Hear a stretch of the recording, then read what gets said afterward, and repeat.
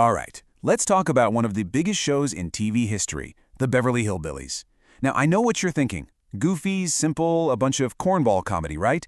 Well, what if I told you that was all a disguise? That this show was actually a Trojan horse, smuggling some pretty radical ideas onto primetime television. Stick with me, because this story is wild. So when the show first hit the airwaves back in 1962, the critics, well, they absolutely despised it. They called it crude, stupid, you name it. I mean, just listen to this review from Variety at the time.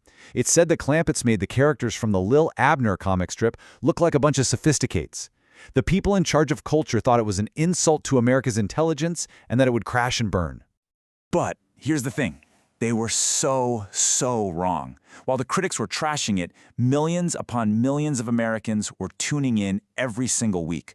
The show wasn't just a hit, it was a monster. It hit #1 in the ratings its first year, and then it stayed there for season 2. We're talking about a cultural juggernaut.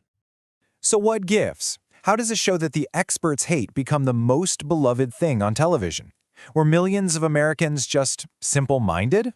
Or, and this is the fun part, were the critics missing something huge that was happening right in front of them? What if that simplicity was actually a cover for something way more clever? And that brings us right to the heart of it. See, the show's creator, Paul Henning, was an absolute genius. He knew exactly what he was doing.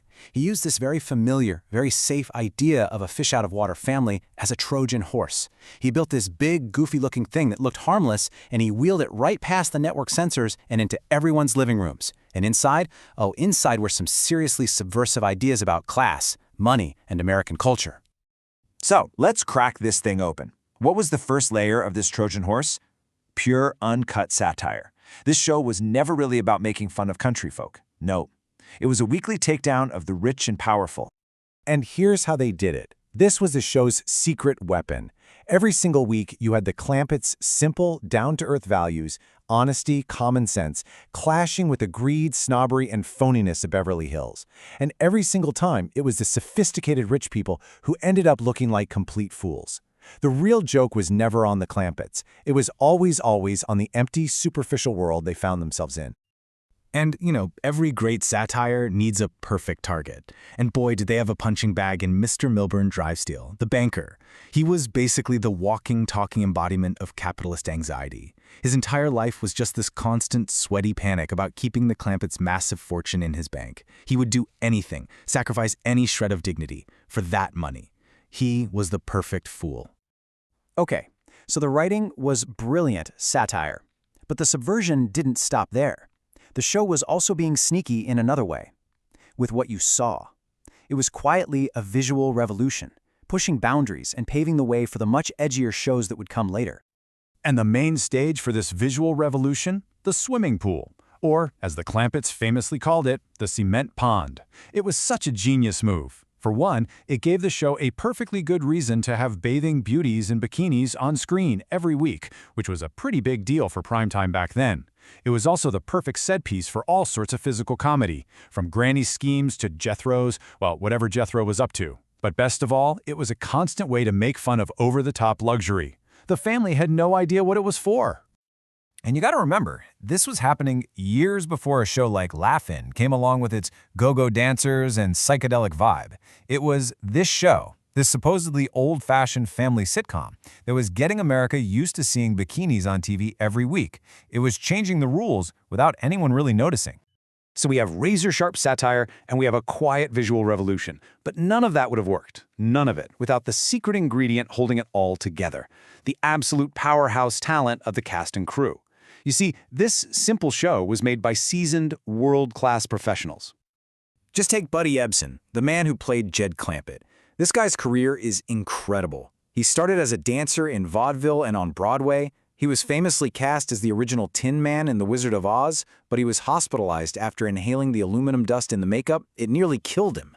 Then in the 50s, he became a huge star as Davy Crockett's sidekick. By the time he was cast as Jed, he brought all that life experience, all that quiet strength, to the role.